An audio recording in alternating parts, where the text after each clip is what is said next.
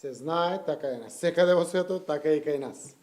Домакинство, кое што влегува во попис во Република Северна Македонија е секој кој што живее тука, се одселил од државата не подолго од 1 година. Значи, секој што дури и се одселил од државата не подолго од 1 година, влегува во пописот. Секој што е повеќе од 1 година надвор, се попишува, но не влегува во домакинства кои што го сочинуваат пописот како граѓани кои што живеат во државата. Тоа се стандарди на секаде. Фала Богу, последните 2 години ги добиваме податоците од МВР и ние знаеме во секој момент кој граѓанин е повеќе од 1 година надвор од државата. И тој може да го попишеме, сегашните информатички технологии веќе тоа го дозволуваат секако, но како диаспора, како семејство или граѓанин кој што живее надвор од државата.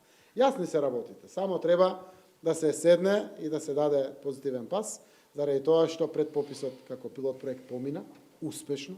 Сега се очекува самиот закон да помине во собранието, за да може да се набават компјутерите, кои што современиот начин на 21. век, вака во 2020 година направениот попис дава можност со информатичката технологија да се направи голем дел од пописот, заради тоа што податоците ги има државата, освен теренското попишување кое што ќе биде од 1 април до 30 април следната година.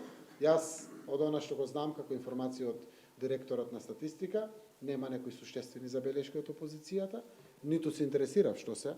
Кажав, разговарајте, да ги отстраните сите евентуални забелешки на опозицијата, кои што ги има. Не ме не интересира кои се, но дефинитивно не прифаќам попис одлагање за 2021 година.